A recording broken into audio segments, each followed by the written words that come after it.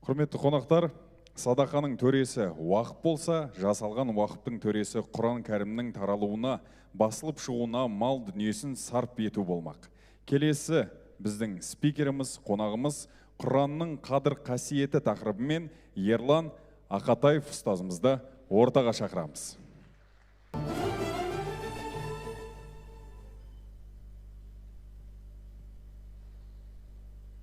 Барлық мақтаулар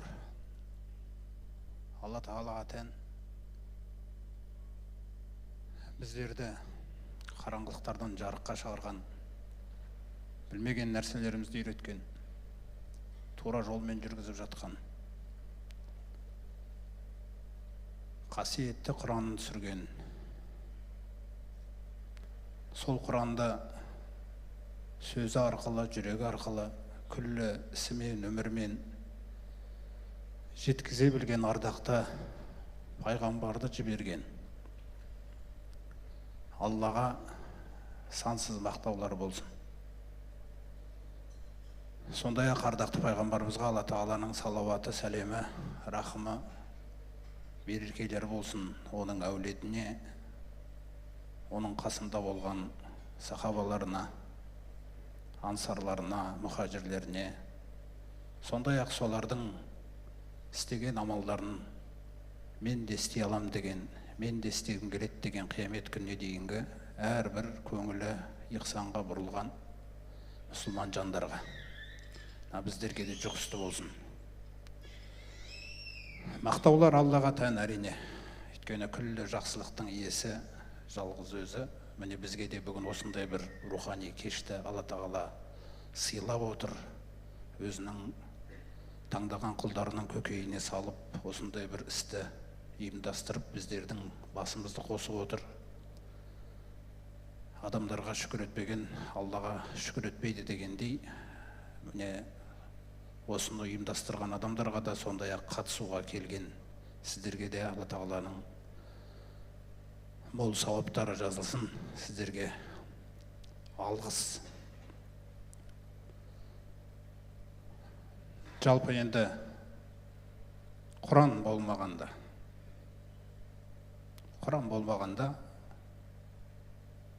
ешқандай хайыр болмайтын еді жердің бетінде. Осы маңыздылықты Алла Тағала Құранда түсіндіріп, пайғамбарымыз саллаллаху алейхи вассаламға айтады.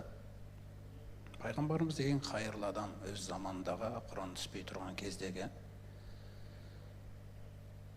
Алайда ол қайырлы адамның өзіне тура жолға қарай шақыратын, нақты қай нәрсеге қарай шақыратын білім керек еді. Жер бетінде қараңғылық болған еді. Жер бетінде шынымен де қараңғылық басқан еді. Жоқ. Алла разы болатын хайыр жоқ. Сондай-ақ Алла разы болатын ұлтта болмаған. Пайғамбарымыз саллаллаху алейхи вассалам өзінің жіберілетін уақытына қатысты айтқан сөзінің бірінде Алла Тағала мені жіберер алдын жердің бетіндегілердің күллісіне назарын салды дейді. Сөйтіп оның арабында араб емесінде ұнатпады дейді. Сөйтіп Алла Тағала өзінің рахымымен осы Құранды түсіруді қалады. Пайғамбарымыз саллаллаху алейхи вассаламға Құранда Алла Тағала былай деп айтады. Аузу биллахи минаш шайтанир раджим. Шура сүресінде, соның соңғы аяттарында «Ва казалика аухайна илейка рухан мин амрина». Осы маңыздылықты түсіну үшін Алла Тағала Құранды Құран демей, кітап демей, рух деп атады. Жердің бетіндегілердің күллісі Алланың назарында өлі тұғын. Өлі, рухани тұрғыдан, сана, сезімі, ақиқатты, ақылдау тұрғысынан өлі. Бұның барлығын тірілту керек. Оны тірілтетін жердің бетінде бір керемет өнеге керек. Сондықтан жаңағы аятта пайғамбарымыз және оның үмбеті түсіну үшін айтып жатыр. Осылай, пайғамбар, біз саған уахи еттік. рухта.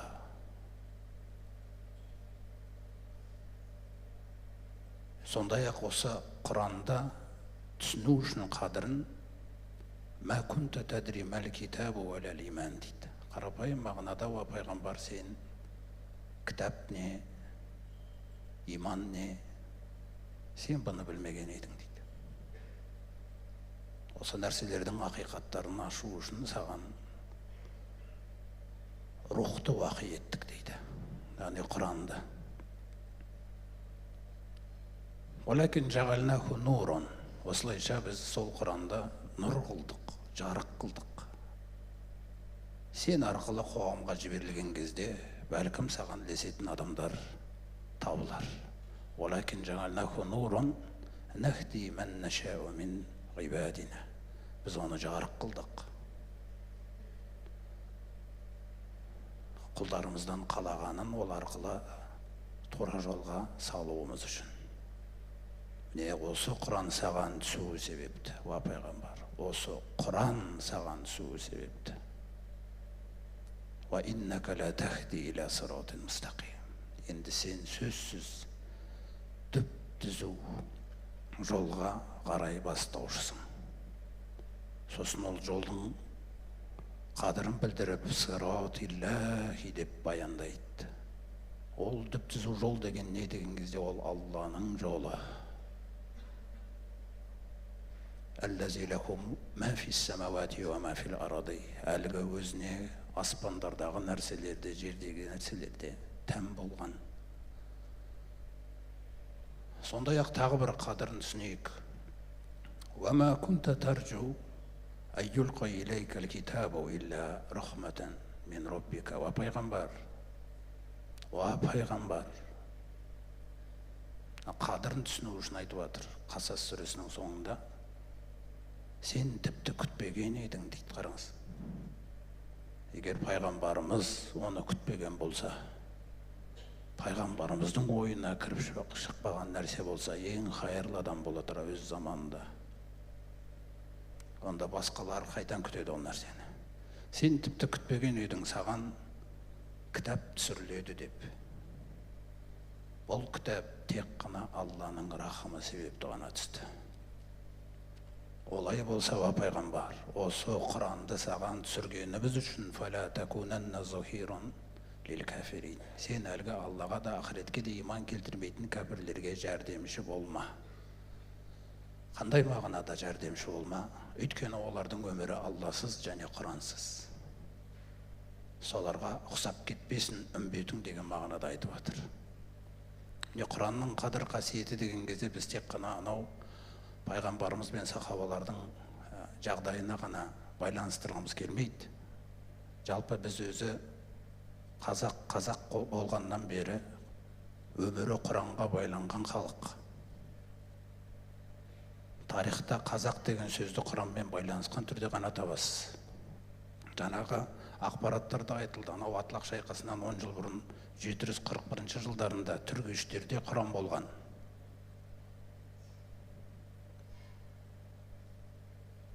Сол Құран болғаннан кейін сол жерде осы Құранды сүйген адамдар болып, анау мұсылмандармен әскер қосылып, ана Қытайдың әскерін жеңу үшін 100 мың әскерді қуып шығу үшін, 1000 жылға бетін былай айдап салу үшін сол Құранның берекесі керек болған. Алла Тағала сол Атлақ шайқасынан 10 жыл алдын мына елдің Құранмен берекелендіріп үлгерген санасын. Сол Құранның рухымен олар 10 жылдан кейін үлкен шайқаста жеңіске жетіп отыр. Кешегі Ахмет Байтұрсынов атамыз қазақ даласына назар салып, жан дүниесі осы халықтың надандығына ауырып, осы халықтың өзінің Раббысынан, қожайынынан үркіген түрде тауып, соқыр жолдан адасқан есекті мысалға келтірген. Сонда әрбір Құдайынан, Алласынан үркіп жүрген, бойұсынуға келмейтін, бойұсынуға оңай болмаған әрбір қазақта бәлкім секем алар, тура жолға келер, оянар деп көзі көрмейтін соқыр есекке арнап мынандай бір үлкен өлең сөзін жазған. өлең ретінде өте бір әсерлі мағынада. Мен оны айтып отқан себебім өйткені сол өлеңінің соңында қорытындысын береді. Ол қандай деген кезде соңғы сөйлемі: ұмытпа, Құдайды да, Құранды да. Қараңыз. Ахмет атамыз сонда біліп отыр, Құдайдың да, Құранның да қадірін. Ұмытпа, Құдайды да, Құранды да. Табынба, Ләт, Мәнәт ағашына дейді. Анау Ресей империясының ықпалы басталған, одан кейін кеңес үкіметіне айналған осы жолдың күллісін қазақтың санасына Ләт, Мәнәт ағашына теңеп отыр ғой. Пайғамбарымыздың заманында ол Аллаға серік қосушылықтың кәдімгі ғибадат мағынасындағы түрін бейнелеген болса, кейінгі замандарда ол жаңағындай жалған идеологияларды Ахмет ағамыз Ләт пен Мәнәт ағашына теңеп отыр. Одан құтқаратын тек қана Құдай, Аллаға деген иман және Құран деп отыр. Омар Қараш, алаштықтардың ішіндегі, мысалы жаңағы асыл азаматтарының бірі. Мысалы, ол кісінің бір сөзіне қарасаңыз, мен жаңағына қазақ пен Құран деген мағынаға байланыс ретінде айтып отырмын бұл нәрселерді. Сонда Омар Қараш атамыз айтады, Құран шам дейді, ақыл басшы дейді, ғылым құрал, құралсыз шекпе сапар жолың болмас дейді. Айырылма, мына сөзіне қараңыз, айырылма, жатсаң, тұрсаң, Құранды ұста.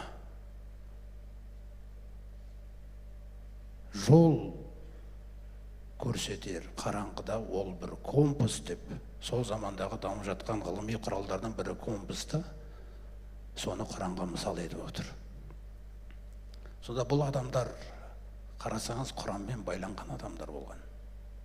Және олар халықты оятқан кезде де Құран арқылы оятқан. Бағанаға қазақ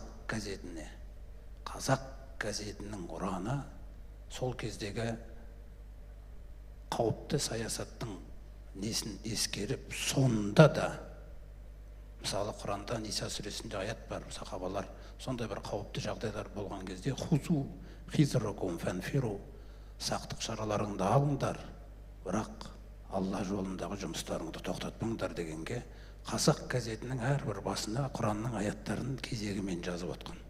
Ол белгілі бір қазақ жаңағы газетін сатып алатындар таратылған кезде, олар оны кесіп, үйінде Құранның бір беті, екі беті деп жиналып отырған. Сонда қазақ деген сөзбен Құран деген мағынаны қазақ газеті арқылы жеткізіп отырған, сіз ойлаңыз. Ол содан кейін жаңағы сөзінде айтып отқанда сол Құдайды да, Құранды да ұмытпа дегендей. Ал кешегі мысалы біз айтамыз, мынау ғалымдар, біздің даладағы мысалы Тоқ Мұхаммед деген Тоқан Хазірет деп айтады тарихта, Ақмола облысында сол оқиғалар бар, Мәшһүр Жүсіп екеуі бір жерде орналасқан болатын. Араларында туыстық, ағайындық байланыстар бар. Мәшһүр Жүсіп бұл жерде өз жұртымен бірге тұрған. Алайда сондай бір замандар келген. Кісі өлтіру, мал тонау, Алланың айтқанына көнбейтін жағдайларды көрген Мәшһүр Жүсіп. Сөйтіп қайын жұртына көшіп кеткен тарих бар. Сол кезде менің айтқым келіп отқаны, жаңағы Тоқ Мұхаммед Хазірет хат жазады Мәшһүр Жүсіпке. Ғалым, Құранды жатқа білген адамдар. Сондағы мен сол замандағы екі қазақтың мәдениетін көрсеткім келіп отыр да. Сонда жаңағы Тоқ Мұхаммед жазады екен. Өзінің ойын аятпен білдіруді қалайды. Аятпен. Тікелей сөзбен айтпай. Өйткені екеуі жалпы жағдайды түсініп отыр. Сонда ол кісі жазады хатында Мәшһүр Жүсіпке: «Я айюханнас». Ей адамдар, Хужурат сүресіндегі аятта. «Инна холақнакум мин закарин ва унса». Шынымен де біз сендерді бір ерден және бір әйелден жараттық, адам мен хавадан. «Ва жағалнакум шуғубан ва қобайла». Сондай-ақ біз сендерді қаншалаған халықтарға және руларға бөліп жасадық. жердің бетіне дизайн беру үшін, литағарафу, бір-бірлерінің ғұрыптарында тануларың үшін деген.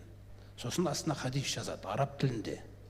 Василул архама қола Расулуллахи саллаллаху алейхи вассалам деп Алланың елшісі саллаллаху айтқан, туысқандық байланысты үзбеңдер. Сондағы жаңағы мына өз жұртыңды тастап қайда кетіп қалдың дегендей мағынада. Ал өз жұрты жаңағы айтқандай Алланың айтқанына көнбейтін, керісінше зияны батыратын жағдайға айналған кезде Мәшһүр Жүсіп жауабын былай жазады. Қол Аллаху тағала, Алла тағала былай деген: фафирру илаллах, Аллаға қарай қашыңдар. Жөндей алмайтын зиян пайда болған кезде дейді. Қараңыз. Сосын арабша түсіндіреді оны. Келесі сөзін араб тілінде жазып отыр. Ал-фирору мимма ла ютоқу мин суналил мурсалин. Жөндеуге шаман келмеген кезде, немесе зиянын қайтаруға шаман келмеген кезде ол жерден қашу елшілердің сүннетінен деп жағдайды түсіндіреді. Сонда бұл екі адам Құранмен байланысқан адам. Қазақ ішіндегі асылдары Құранмен байланысқан. Бір-бірімен Құранның аятымен сөйлесе алған. Сіз ойлаңыз. Бір-бірінің жағдайын, жан дүниелеріндегі нәрсені Құран аяттарымен түсіндіре алған. Сол мағынаны сілтеп тұрған хадиспен түсіндіре алған. Олай болса бұл қандай халық? Біз анау Ресей деген империяның мысалы жалпы солардың бір ықпалдары жауғанға дейін қандай халық болдық біз? Ол шын мәнінде жеті жарғының көлеңкесінде өмір сүрген керемет халық болған бұл. Бұл Құдай деген халық болған. Бұл Құран деген халық болған. Құранның аяттары да хадисі пайғамбарымыздың қанына сіңген халық болған. Біз Алланы лайықты дәрежеде сүйе білген бабалардың ұрпақтарымыз. Құранға лайықты дәрежеде қызмет жасап, Құранды амалға асыра білген бабалардың ұрпақтарымыз. Ол анау кеңес үкіметі кезіндегі киноларда көрсетілген осындай болған қазақ деген біз ондай нәрсе болған емеспіз. Бұл Құранның әрбір әріпі қанға сіңген халық болғанбыз. Сіз мысалы тауып көріңізші. Қай жерде сіз осы қазақ халқы сөйлегенде андай сөзді табасыз? Мысалы Құранда Алла тағала Араф сүресінде айтады: сол бір кез Раббың о пайғамбар, сол бір кез Раббың адамның белінен олардың ұрпақтарын алып шыққан. Оның ұрпақтарының белінен тағы ұрпақтарын алып шығып, күллісін өздеріне қарсы куә қылып, Раббыларың мен емес пе деп сұрақ қойған кезде, о не дегенің Раббым? Сен Раббымызсың, куә болдық деген. Олай болса қиямет күні басқаша сөйлеп жүрмеңдер деген кезде біздің қазақ халқының әдебиетінде өзің баршамызға белгілі. Ауылда жүрген кезде де үлкен аталар айтып жүретін: Әл-Мисақтан бері мұсылманбыз деп. Ал қай халықта айтылады? Қай халықта айтылады Әл-Мисақтан бері мұсылманбыз деп? Одан кейін біз, қараңыз, адам атаға байланған нәрсе болғаннан кейін біз адамның атымен адам деп атадық. Әдебиетімізде адам баласы, адамзат, адамгершілік. Біз анау адам атадан бастап мойындап тұрған халық бұл, Құранда сөйленгендей. Қанға сіңген. Одан кейін біздің сөзімізге қараңыз. Жаңа Мәшһүр Жүсіп айтады: тілдердің ең асылы араб тілі деп. Неге Алла тағала Құранды сол тілде түсіруді қалағанда? Арапты арап қылған араб тілі, араб емес, араб тілін ойлап шығарған. Тарихын оқысаңыз, соған көзіңіз жетеді. Сондықтан сол кісі айтып отыр: тілдердің ең асылы араб тілі дегенде Құранның қадірі үшін, пайғамбардың сөздерінің қадірі үшін, Абай атамыз айтқандай, әуелі аят, хадис, сөздің басы. Қай ұлттың өкілі болсаң да. Одан кейінгі тілдердің хайырлысы түркі тілі деп енді өзімізге де бір мүмкіндік беріп жатыр. Өйткені біз қанша дегенмен нәпсіміз. Сосын сол түркі тілдерінің ішіндегі жауһары қазақ тілі деп сізді қанағаттандырды. Міне.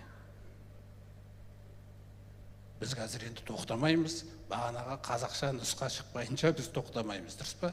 Өйткені басқаларда баспалар шыққан, неге біздікі жоқ деген нәрсемен біз сол Құранды шығарып нұсқасын, азаматтың жүрегі тыныш болу керек, ұйықтай алмай жүр. Сондықтан бұл Құранға қызмет. Енді сол тілді қараңызшы қалай. Біз араб тілі демей қояйық, өйткені бізге бұл тіл Құранмен келген. Біз дұрыс сөйлеп үйренейік. Құрандағы ақыл деген сөз қимайсың, оны да өз сөзіңді де қимайсың да қос сөз шығарған ата-бабаларымыз. Ақыл, ой. Бірге жүру керек. Құран мен қазақ. Көрдіңіз бе? Құран мен қазақ бірге жүру керек. Әдет, ғұрып, салт, дәстүр мысалы. Ой, пікір, Құрандікі мысалы. Сондықтан бұл қанға сіңген, бұл Құранның әдебиеті, Құранның сөздері. Бұл жерде мәселе қос сөздерге қарасаңыз, қазақ пен Құранның бірге екенде, қазақ пен арабтың емес, қазақ пен Құранның, өйткені бұл сөздерді бізге әкелген Құран. Сондықтан осы мағынада біздің аталарымыз бұл діннен үркімеген, жаңағы Ахмет Байтұрсынов айтып отырғаны, кейінгі орыстарға еліктеп, діннен үркіп, өзінің қожайынынан үркіп жүрген есек сияқты дейді. Өзінің қожайынына бой ұсынуға оңай келмей тұр дейді мысалы. Ол есекті де мысалға келтірерде, ол есекті де Құраннан алып тұр. Жұма сүресінде оқысаңыздар, Алла тағала есек туралы айтқан кітаптарда үстілеріне арқалап алып, оны көтере алмай, хақысын бере алмағандардың мысалы қандай жаман еді деп. Сондықтан мәселе Алла тағала бұл Құранмен кез келген ұлт, ей ұлттар, қайсың мені менсіңдер деген кезде өз уақытында жақсы жауап берген халықпыз біз. Бабаларымыздың заманына қарасаңыз, кәдімгідей осы дін үшін тұрып берген керемет дәрежедегі халық. Сол себептен біз жаңа Масғұр Жүсіптің Құран нұсқасы табылыпты, умажданған. Кенесарының Құраны қасынан түспеген. Неге? Өйткені жаңағы Ғұмар Қараш айтқандай, айырылма, жатсаң, тұрсаң Құранды ұста деген қазақ болған бұлар. Ол соншалықтан төте жазудың өзін алған кезде де, көрдіңіз бе, газет оқисың ба төте жазуда, кітап оқисың ба, Құран оқисың ба, ешқандай кедергі болмас үшін болашақта мына ұрпаққа оқып кете беретіндей. Сосын өзінің әдебиетіндегі жаңағы сөздермен Құранды қараса, бір сөздер, ол баяғыдан бізбен етене байланысқан, қанымызға сіңген. Сол қанымызға сіңгеннен кейін, тәуелсіздік алғаннан кейін топырлап тұрып, Алла тағала дініне қайтара бастады жас буынды. Міне бабаларды еске ала бастадық, бабалардың өсиеті не үшін керек бізге? Жалаң бабалар үшін емес. Бабалардың өсиеті балаларды жасау үшін. Мына баладан, ана бабаны 10 ұрып алатын баланы жасау керек біз қазір. Сондықтан біз Құран туралы пайғамбарымыз айтқан кезде, іштеріңдегі ең қайырлыларың, Құранды үйренгендерің және үйреткендерің деген кезде ойлаңыз. Біз қазір ішіміздегі ең қайырлы буынды жасау керекпіз. Жүрегі Құран деп соққан. Сондықтан сол Құран Алла тағала түсіргеннен кейін енді біз неше түрлі кәсіп жасап, мал дүние жасап жатқан кезімізде, кәсіп, мал дүние, табыстар жүріп жатқан кезде Алла тағала бізге мынандай шақыруды ұстайды ғой. Юнус сүресінде аузу биллахи минаш шайтанир раджим. Я айюхан нас, ва адамдар, қад жаәткум мауғизатун мин раббикум. Сендерге Раббыларыңнан жан дүниелеріңді сілкіндіретін, жан дүниелеріңді Раббыларыңа қарай көтеретін уағыз келді деп, Құранды уағыз деп атады. Мен әсер ету үшін сүрдім жан дүниелеріңе. Сосын жан дүниелерің сілкінген кезде өздеріңе көкіректеріңдегі дерттерің көріне бастады. Күдіктер, құмарлықтар. Оны да ескеріп, бұл Құранның екінші қасиеті шифаун лима фис судур. Сендердің көкіректеріңдегі күдіктерің мен дерттеріңді, құмарлықтарыңды емдейтін шифа қылып түсірдім дейді. Тек тыңдайтын адам керек. Бұдан ары қарай күллі нәрседе дұрыс болам десең, худан, тора жол нұсқаулығы реті қылдым мұны. Одан кейін Алланың рахымына толық бөліп тастайтын кітап қылдым дейді мүминдерге. Дүниеде де ақыретте Алланың рахымына кіретін болсаң, одан кейін шықпайсың одан. Сосын бізге айтады, Қул бифадлиллахи ва бирахматихи. Айтшы оларға, ва пайғамбар, түсінсін, айтшы. Мына Құранның Алланың кеңшілігі себепті, Алланың рахымы себепті ғана түскенін. Қалай бұлданады бұлар? Қалай үркейді, қалай жатырқайды, қалай сынайды Алланың сөзін? Айтшы, бұл тек Алланың кеңшілігімен және рахымымен түскен бұл. Адамзатқа еш мұқтаж болмаған түрде Раббымыз. Бәлкім біреу жауап берерде құтылар. Сөйтіп Раббысының қасындағы дәрежелер мен сауаптарға еленер. Егер де кім қуанатын болса, Алла оның қуанышына разы болатындай. Фабизалика фальяфраху. Онда олар қуансын. Осы Құранның түскендігіне. Құранға қуана алмаған халық көптеген хайырды түсіне алмайды Алланың қасындағы. Қуансын олар осы Құранның түскендігіне. Білесің бе неге қуансын деп жатыр? Неге? Хуа хойру мимма яжмаун. Бұл Құран олардың күллі осы дүниеде жиған нәрселерінен хайырлы. Қараңыздар. Күллі адамзаттың мына жер бетінде бүгінгі жиған нәрселерінің күллісінен хайырлы деп жатыр. Міне осы күллісінен хайырлы деген нәрсені Абу Бакр түсінді. Омар түсінді. Абдурахман ибн Ауф түсті сол заманда. Жаңағы қазақ газетін шығаратын кездегі соған ақшасын құйған қазақтар түсінді. Ойлаңыз. Бүгінде де Алла Тағала түсінді дегендерді осы жерге жинап отыр деген біз сенімдеміз. Өйткені Алла Тағала әр заманда өзінің Құранына дем беретін адамдарын жасап шығарады. Жан мен мал бұл Құранның жолында жұмсалу керек.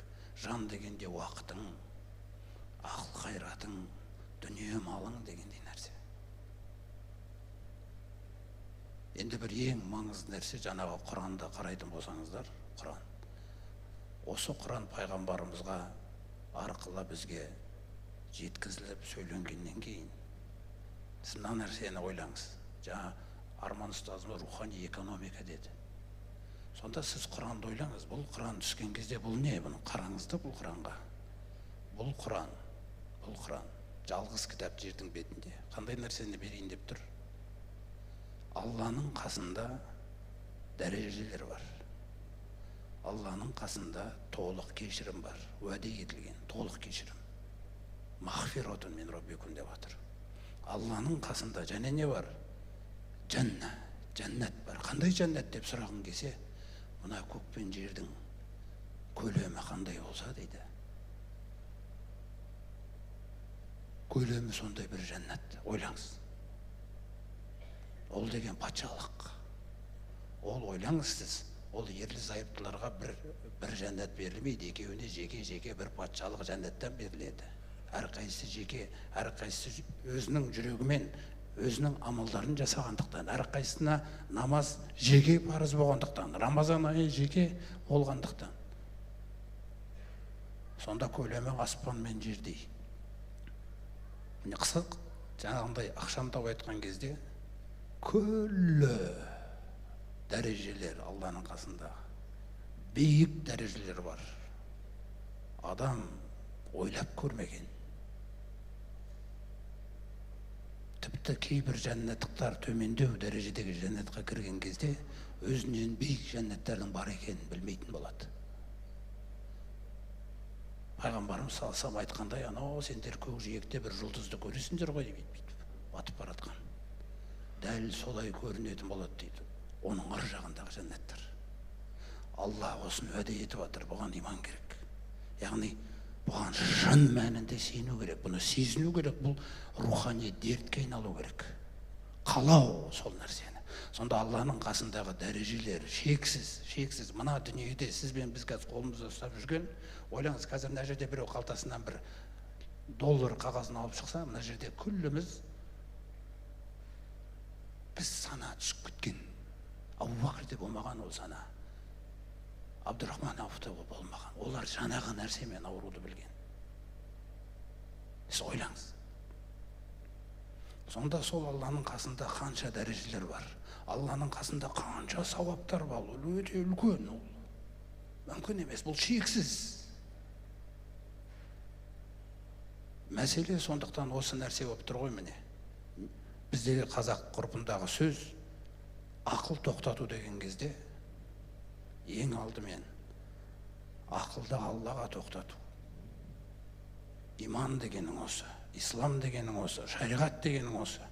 Ақылды Аллаға тоқтату, нәпсіңді Аллаға тоқтату. Одан кейін Алла тағала сізге дүние мал берген кезде, қараңыз, дүние малымның бір бөлігін Аллаға тоқтатамын. Не үшін? Хақ ана жақтағы дәрежелер. Бұдан басқа мотивация жоқ бұл жерде. Алланың қасындағы нәрсе хақ. Және оның шексіз екендігі де хақ. Одан басқа мотивация іздемеңіз. Сол үшін Құранды қайта-қайта оқу мәселесін пайғамбарымыз саллаллаху алейхи бізге сүннет қылып отыр. Маңызды нәрсе.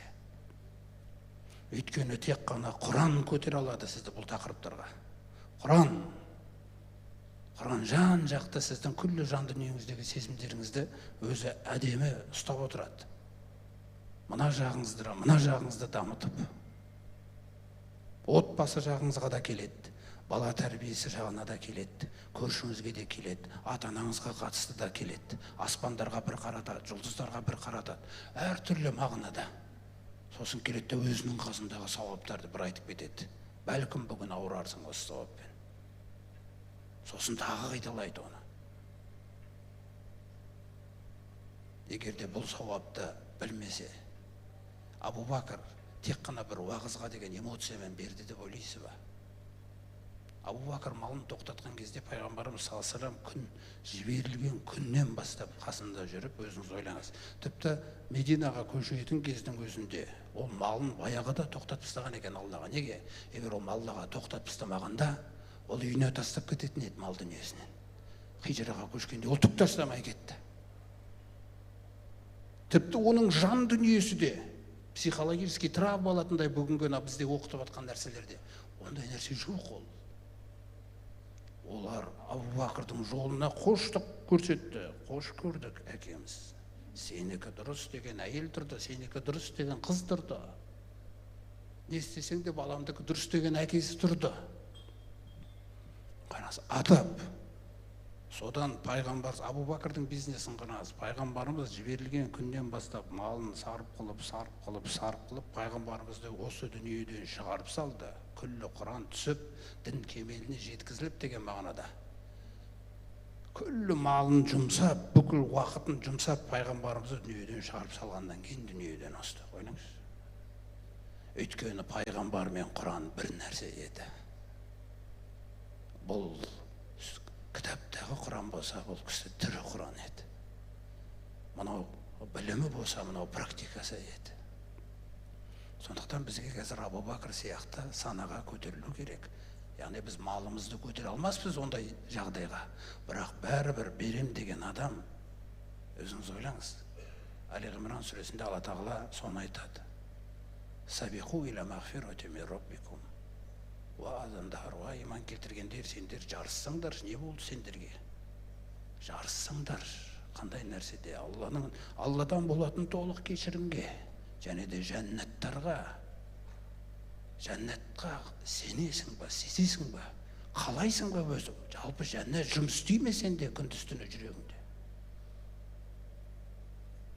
Оны жаныңмен, малыңмен деген нәрселермен көрсетпесең, ол қалай көрінеді?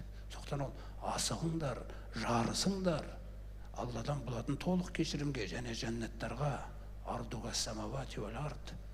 Оның ені 7 қабат аспан мен жердей. Ойлаңыз, 7 қабат аспан мен жер. Пайғамбарымыз саллаллаху көріп келген Миғраждағы әлем, өзің ойлаңыз, қандай ол шексіз, қаншалаған қашықтықтар жатыр, жарық. Сондай бір патшалықты біреуіңізге ғана бере салайын деп тұр. Келісесің ба деген қол керек тек. Болды раббым, келістім деген нәрсе керек. Малымның осындай бір 10%-ын тоқтаттым саған. Сосын бұны тек қана өзіме емес, күллі артындағы ұрпағыма осыны кәсіп қылдырам мен. Қияметте осы кәсіппен келеміз біз. Күллі балама да барлығын айтам соны дегенде мағынада. Біреу 5%, біреу 2%. Ең азынан бастап тоқтатып үйрену керек. Бағана өзіңіз Омар радиаллаху анхуды көрдіңіз ғой. Қараса Омарда ертең халифа болатын болғандықтан пайғамбарымыз ерекше тәрбиеледі, басқа мұсылмандар секілді емес, ерекше. Сондықтан Омармен анау хадисті айтқан кезде ешкім сендерден иман келтіре алмайды, мені өзінен артық сүймейінше, мал дүниесінен, отбасынан, күллі адамдардан артық деген кезде Омар келді айтты: Аллахтың келісімен шындықты айтайын, шындық тәрбиенің маңызды өзегі, шындық болмаған жерде ауру емделмейді, мұсылман тәрбиелене алмайды. Сондықтан Омар айтып отыр: Аллахтың елшісі, мен сізді күллі адамдардан да бәрінен артық жақсы көрдім, бірақ өзімнен артық сүйе алмай тұрмын дейді ғой. Бұл біздің халіміз. Бұл біздің халіміз. Бірақ біз оны пайғамбарға айтпаймыз. Бірақ біз осы халмен өмір сүреміз. Содан кейін біздің жаңағындай тақырыптарды түсіну қиын. Абу Бакр жасаған нәрселер. Сондықтан оны Абу Бакрдың өзін мақтай салу маған жеңіл болады. Бізге Абу Бакрлер бүгін жасалу керек. Құран әр заманда жасағысы келіп отыр. Біз жасалмаймыз. Сосын бабаларды мақтай беретін халық болып кетеміз ертең. Балаларды, бабалардан 10 есе шығатын балаларды жасау керек. Сонда Омар сол нәрсені айтқан кезде пайғамбарымыз кәдімгідей айтады ғой: онда сен еш нәрсе емессің, ей Омар, деп. Қараңыз.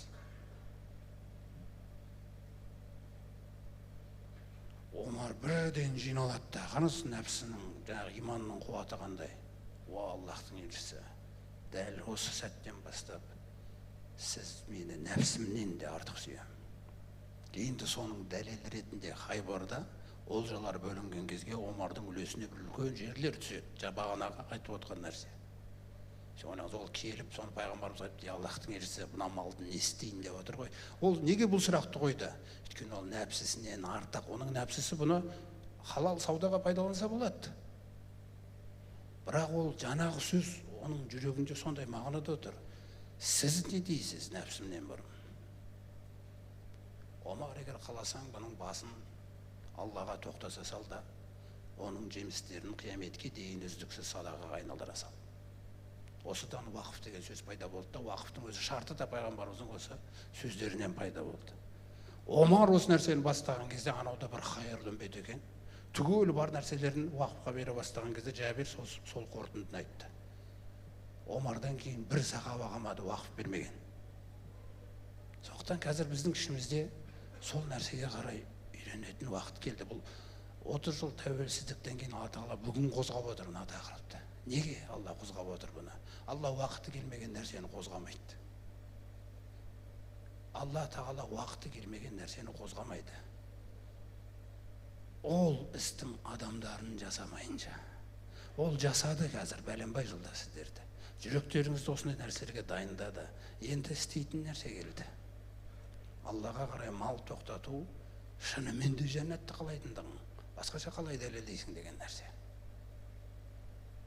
Сондықтан дүние мал. Алла Тағала пайғамбарымыз саллаллаху алейхи ва саллям арқылы бізге мынандай бір хадисін айтады: ла хасада илля фиснайни. Жалпы екі адамға ғана қызығып өмір сүруге болады дейді. Бұл пайғамбарымыз саллаллаху алейхи ва саллямның коучы беріп атқан. Қазір қызығатын нәрселеріңіз көп қой. Пайғамбарымыз саллаллаху алейхи ва саллям айтады: мен болсам тек екі адамға қызығар едім дейді. Болды, пайғамбарымыздың артына қарай бақытталу керекпіз енді. Ол жаңа тақырып әкелді. Бұрын неше түрліге қызығатынбыз. Ол тақырыптарды өзгертіп жатыр. Өйткені жол Аллаға қарай, бизнес Аллаға қарай. Алламен екі арадағы нәрсені бәрін ұту керек. Сондықтан мен жалпы екі адамға ғана қызығуға болады. Шіркін-ай, әттеген-ай, менде сондай болса ай деген сөздерді тек екі адамға ғана айтсаңыз болады дейді. Оның біреуі тақырып Құран болғаннан кейін, біреуі Алла Тағала оған Құран берген адам, немесе Құран үйреткен адам. Ол оған қатысты амал жасайды. Оны оқиды және оған қатысты амал етеді. Ана әл-лейли ва ана нахар деген сөзді қосады, қараңыздар. Түнгі уақыттарда да, күндізгі уақыттарда да. Өйткені бизнесменге Алламен екі арадағы саудаға түндер мен күндіздер бұл ақша, бұл пайда табатын нәрселер үшін берілген. Ойлаңыз. күндіз бен түн бұл Алланың ерекше сыйлаған керемет нығметтері бізге. Сонда Алла Тағаланың елшісі айтады, ол күндіз де уақыт табады дейді оған, жұмыстарының арасында Құранды оқуға. Қараңыз, күндіз де амалын жасап үлгереді, мінезін, оның мәмілелерін, оның садақасын, зекетін, ата-анаға туф демеу, әйеліңе жақсы қарау, күйеуіңе бойсыну дегендей нәрселер мысалы. Сосын түнгі уақытта да оған уақытта болады. Екіншісі, Алла өзіне мал дүние берген адам. Роджулан ақтоқуллоқлы мәлі. Оған кәдімгі дүние мал берген Алла. Ол қазір осында мысалы енді кәсіпкерлер жиналып отыр. Осы сіздердің әрқайсыларыңызға сөйлемнің басы арналып тұр. Сөйлемнің басы барлығыңызды көздеп тұр. Бірақ енді аяқ жағына келейік, жарыс аламыз бекен бұл сөйлеммен дегендей нәрсе ғой. Сонда пайғамбарымыз салсам ары қарай жалғастырады. Ол Алла Тағала өзіне мал дүние берген адам, ол оны жұмсай береді.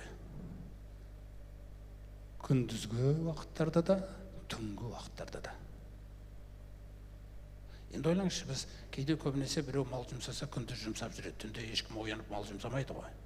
Бірақ енді бұл жерде уақыфқа келеді. Өйткені уақыф сіз үшін күндіз түні жұмсайды. 24 сағат ол тек қана Аллаға қарай сауапты көтере беретін нәрселер. Сондықтан сіз өзіңіздің бір кішкентай бөлігіңізді уақыфқа қарай тоқтатып қойсаңыз. Тоқтату деген нәрсе өте бір әдемі нәрсе ғой. Ана Арман ұстазымыз Салах деген қайырлы кісінің жаңағы еңбегін айтты. Аллаға тоқтату деген нәрсе өзіңіз ойлаңызшы. Мысалы, Абу Бәкірде болған қасиет, Омарда болған қасиет, сахабаларда болған қасиет, олар Алла Тағаланы көріп тұрғандай құлшылық жасайды. Сондықтан олар сізбен қазір контракт жасап жатса қағазға, ол уақыфты беріп жатқан кезде ол біледі, оны Аллаға бергендігін, Аллаға арнау. Бұдан асқан тақырып жоқ жердің бетінде. Жердің бетінде Аллаға арнаудан артық тақырып жоқ. Қанша жерде мұсылман болсаң да, Алланың бергені, қараш ойында ғибадатты қалай жасаған, мен саған беремін, сен маған содан беріп тұрасың, сосын мен саған беремін қайтадан ақыретте. Сонда сенікі жоқ өзі асылы, бірақ сен бере алу үшін саған беріп бастады да, сенің кәсібіңе береке беріп, қабілет беріп, сендегінің бәрі асылы оныкі, бірақ әдемі жасады ғибадатты. Қараңыз, сөйтіп сіз енді өзіңізге берілген малдан маған бере аласың ба деп тұр ғой. Маған бере аласың ба деген нәрсесін мына жақтағы өзіңнің халқың арқылы сөйлейді. Міне сол кезде бере алам Раббым деген нәрсе, жоқ бермей қоям ба деген нәрсе де болып жатыр. Соқтан бұны өзі Аллаға тоқтатасың ба, тоқтатпайсың ба малды? Мәселе осы нәрсе керек көп тұр. Болды. Соқтан мына сөздер, арнадым, бердім, тоқтаттым деген әдемі сөздер. Осы сөздер кәдімгідей біздің өмірімізде орын алу керек. Соқтан мен қазір малымды тоқтата алмасам Аллаға, мен жанымды тоқтатамайым. Мен жанымды, уақытымды, жігерімді Алла үшін бере алмайым мен. Бесплатно бере алмайым. Ақшаға берем. Бір жерде мәселе пайғамбарымыз салсамда ата мен сені бесплатно жібердім деп отыр. Түсінікті болу үшін айтып жатыр. Солай жібердім, що сенен бір тиын сұрамайсың ешкімнен. Сондықтан сен оңайсың, жеңілсің, бәріне доступныйсың. Құранды да тегін түсірдім деп отыр. Қараңыз. Тек бұны істейтін адамдар керек. Сондықтан мен қазір малымды Аллаға бере алмасам, мен жанымды бере алмайым. Мен малымды Аллаға қарай қазір арнай алмасам, мен жанымды арнай алмайым. Алла Тағала сондықтан малдан бастатады. Жан өйткені малдан да қымбат нәрсе. Ал сахабаларды тәрбиелеп, омарлар жаңағындай жағдайға дейін жеткеннен кейін Алла Тағала ең соңғы нүктесін қойды ғой Тәуба сүресінде. Шынымен де Алла Тағала бұл иман келтіргендерден дейді, яғни сол замандағы. Кейінгілер тек армандамыз оған. Сол замандағы мүминдерден жандарын да, малдарын да сатып алған дейді. Уақып қалып қойған. Орнына жәннатты беру үшін. ей мүминдер, не деген сауда керемет келісім жасадыңдар, риза болып қуаныңдар келісімдеріңе деген. Бұл өте үлкен тақырыптар Алла мен екі арадағы дамуда. Сондықтан Құран түскен кезде Алланың қасындағы күллі нәрсені алып түсті. Ойлаңыз, егер оны өзіңе басшылыққа алып, оның қызықтырған нәрселеріне қызығатын болсаң, оның үркіткен нәрселерінен үркейтін болсаң, ойлаңыз, бұл қиямет күні келген кезде өзіңіз ойлаңыз, Құран соншалықты үлкен дәрежеде болады қиямет сағаты күні. Өте үлкен дәрежеде. Тіпті пайғамбарымыз ең соңғы тозақтан шығаратындарды алып шығып болған соң, мұсылмандар түрлі күнәлар себепті кіріп кеткен, сөйтіп түбінде күллісін алып шығып атқан кездегі мына сөзге қараңыз, қандай ауыр сөз. Раббымыз шығарылуы бұйырылғанның бәрін шығардық дейді пайғамбарымыз аса. Тек қана Құран мәңгілікке қамағандар ғана қалды. Ойлаңыз, бұл Құран тағдырыңды бүгін құр жіберілген нәрсе. Ертең бұл тағдырыңды шешетін кітап. Қадір қасиеті соншалықты ұлы дәрежеде. Сондықтан Алла тағала мынандай бір маңызды аятты айтады. Біз сол аятқа бір назар салсақ, сол аятпен сөзімізді тамамдармыз. Жалпы Фатир сүресінде Алла тағала аузу биллахи минаш шайтанир раджим былай деп айтады. Алам тара анналлаха анзала минас самаи маан. Ва пайғамбар, ва Мұхаммед пайғамбардың үмбеті, көрмедіңдер ме Алла тағала аспаннан суды түсіргенін? Фа ахражна бихи, сөйтіп біз ол су арқылы өсіріп шығардық жерден самарат, түрлі жемістерді, өсімдіктерді, өнімдерді барлығын. Мұхталифан алуана, оның түстері алуан түрлі. Ва минал джибали, сондай-ақ тауларға қарасаң, тауларда да әр түрлі түстер бар, әр түрлі жол-жолақтар бар. Бидун, әппақ, хумур, қызыл, вағароби бұсуд, сондай-ақ қара ала. Түстерді айтып атыр, қараңыздар. Ва минан наси, сол секілді адамдардың да алуан түстері бар. Түстеріміз әр түрлі ғой жердің бетінде. Ва минал дауаб, жан жануарлардың да алуан түсі бар.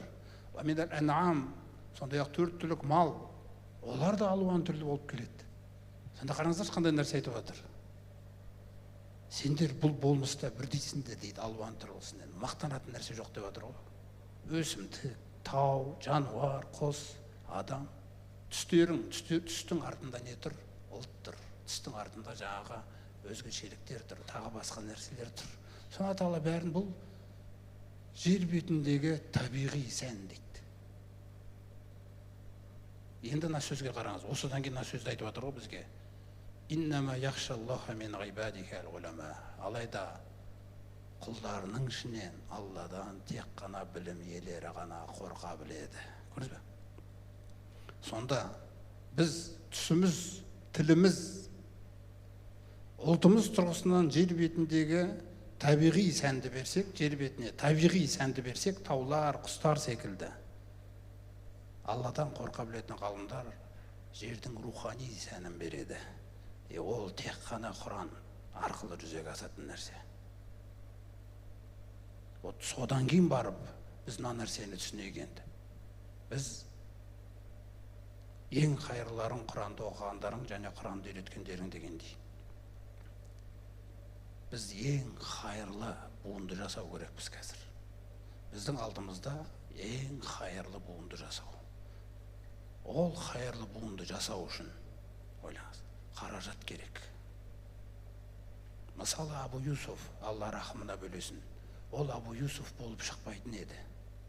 Егер имам Абу Ханифа оған малын тоқтатпағанда. Ол оған малын тоқтатып, сен жұмысты қой, мен мал тоқтатам саған. Қалай айна күніне қанша керек мен беріп тұрам, сен ғылымнан қалма дегеннің арқасында имам Абу Ханифа үлкен муштахид ғалым болып шығып, қазы болып, сен ойлаңыз. Сонда қарапайым нәрсе, егер тарихына қарайтын болсаң, имам Абу Ханифаның малы болмағанда демей беретіндей. Ол шықпайтын еді. Ал енді сол имам Абу Юсуф ертең имам Абу Ханифаның қияметте таразысына түсетін ғалымыз. Ойлаңыз, сауданың осы жағын ойлаңыз. Ол соның таразысына түседі. Өйткені ол оны оқытқан, ол оны жасаған, ол оған иштихаттың тәсілдерін үйреткен.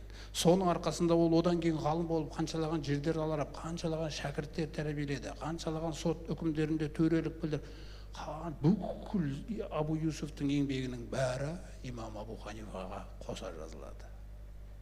Сондықтан бүгін біз қазір хайырлы буынды жасау керекпіз ұрпақты.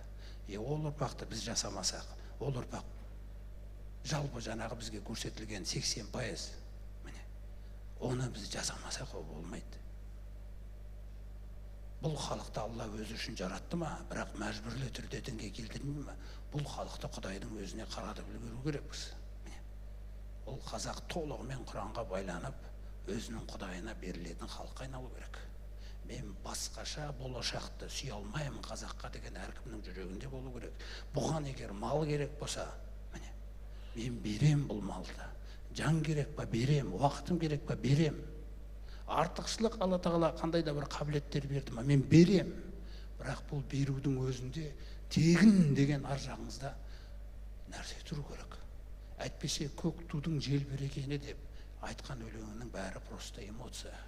Әрбір қазақ көк ту.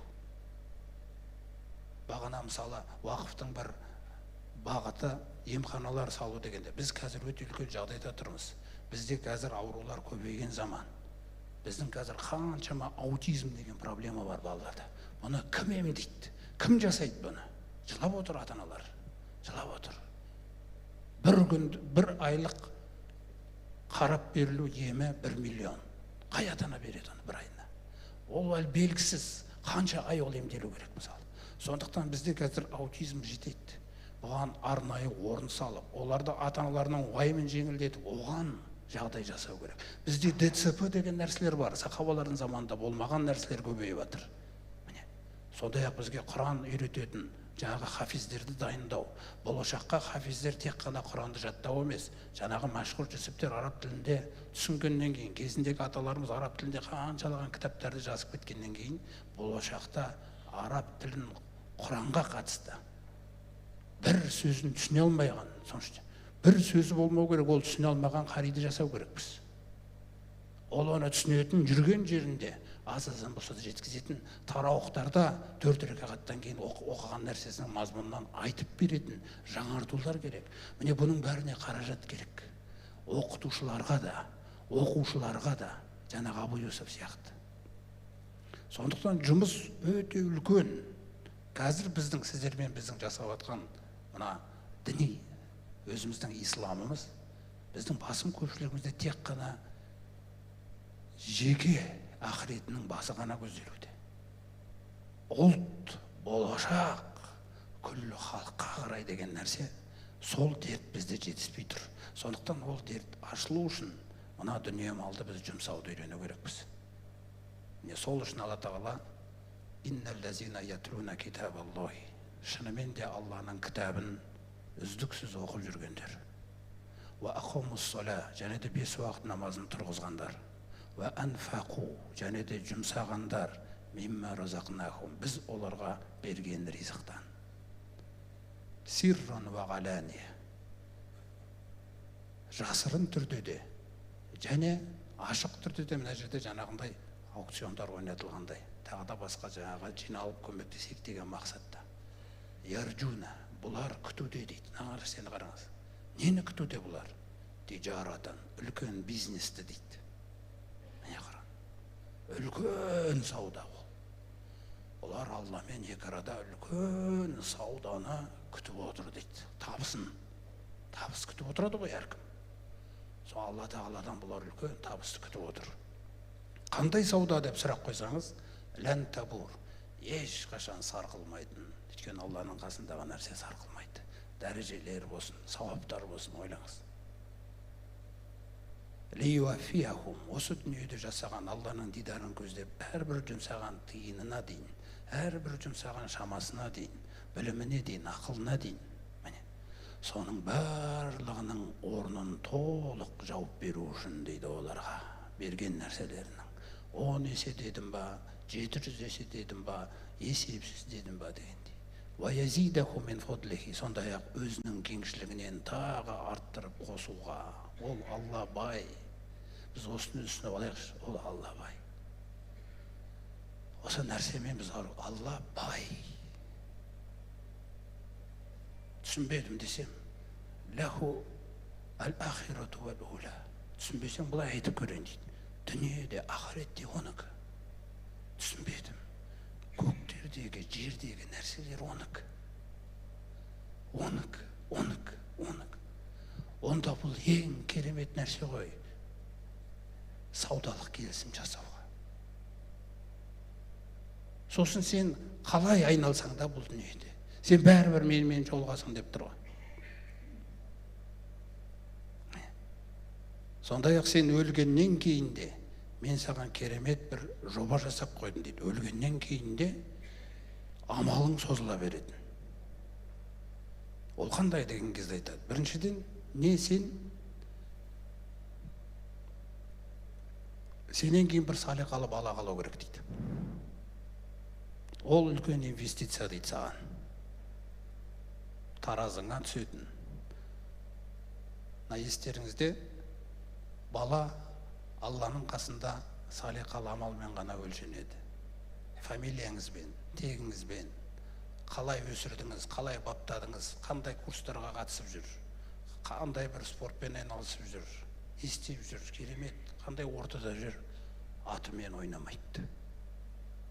Тек қана салиқалы амалмен өлшенеді. Естеріңізде, Нух пайғамбарымыздың топан судан кейін бір баласы күбірлікті таңдап суға батып кеткен кезде Нух баласына деген. Ойлаңызшы. Міне мұсылман әке деген қандай? Үміт үзбей тұр, Алла баламды қайтаршы. Уәде беріп едің ғой, баламды қайтарып берші деген кезде Алла Тағала не деді? Ол сенің отбасыңнан емес деді. Сосын мынандай нәрсені айтады. Амалун ғойру солих. Ол балаң салиқалы амал емес дейді. Ол балаң салиқалы емес деген жоқ. Ол балаң салиқалы амал емес. Ол сенің ақыретте таразыңа түсетін нәрсе емес. Ол сенің еңбегің көмектесетін, пайда беретін еңбек емес. Қабірге кіргеннен кейін. Мүлде. Сонда қараңыз, баланың өзі заяға кетуі мүмкін екен. Соқтан пайғамбарымыз инвестиция тұрғысынан кімге Алла бала нәсіп етсе, ұл ма, қыз ба, есіңізде болсын, салиқалы баланы қалдырып кету, сіз үшін дұға жасап отыратын. Не сіздің байлығыңыз осыдан артады. Одан кейінгі нәрсе білім. Юнтафағу бихи. Не сізден бір білім қалып кету керек. Сол білім арқылы келесі буындар пайдасын көре береді де, сауаптар жазыла береді. Ал міндетті түрде ғалым болу шарт емес. Мысалы, Арман ұстаз бір кітап шығарайын деп жатса, соның кітабын, өте бір пайдалы кітабы бар екен, соны шығарып бердіңіз. Болды. Сол кітап жердің бетінде өмір сүргенге дейін соны шығарған сізге пайдасы жазыла береді. Бұл жерде ортақтасу нәрселері да. Сондықтан ең соңғы хадисіміз сонымен аяқтаймыз. Пайғамбарымыз саллаллаху алейхи ва саллям айтады: "Инна мимма ялхақу ал-муъмина мин амалихи ва хасанатихи баъда маутихи." Шынымен де кез келген мұъминнің өлімнен кейін оған жолығатын, қабірден бастап жолығады. Қабірге кірген сәттен бастап көреді ғой жаңағы сауданың пайдасын. Соны айтып жатыр. Содан анау мәңгілікке дейін. Сонда ол қандай нәрсе? Ғилман алламаху ва нашараху. Не ол білім үйретіп жүрген адам болу керек. Ал білім үйрете алмаса ше, білімді таратып жүрген адам болу керек немесе. Ана білім үйретушінің білімін таратасың. Сөйтіп сізге бірдей сауап жазылады. Өйткені сіз таратпасаңыз, ол білім үйретушінің дауысы жетпеуі мүмкін. Олай болса, не үйрету, не соны тарату. Немесе валядан солих таракаху, сенен бір салиқалы бала қалу керек артыңда. Ол дұға жасап отыру керек. Ол намаз оқыған сайын, ол тахажуд намазын оқи ма, ол ораза ұстай ма, бәлкім ол сүзден де күшті болар. Бәлкім ол уақыт берер ертең. Соның күллісі сізге тамады. Ойлаңызшы, бала деген не деген инвестиция. Мысалы, ау мусхафан варрасаху. Жаңағы азамат бауырымыз айтқандай, немесе бір Құран кітабын қалдырып кету керексің мұра ретінде. Қазір мысалы жаңа қанша дана сатылды, міне сол ертең өлімнен кейін жаңағы Құранды ертең кім оқиды, өйткені ол тегін таратылады ғой. Сондықтан тегін таратылғаннан кейін сол Құран әбден умаждалғанға дейін тама береді. Қарапайым нәрсе. Немесе нақыран ажроху, немесе бір өзенді сен ағызып кеткенсің, жоқ ет о жерде өзен. Соны жасап кету керексің дейді. Ау бана мәсжида, немесе сен мешіт тұрғызып кету керексің.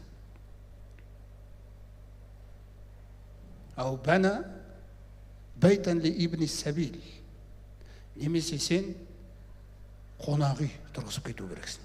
Немесе жаңағы аутизм балаларын емдейтін бір орында жасап кету керексің. Немесе ДЦП-ны емдейтін адамдар жасап кету керексің. Осындай нәрселер.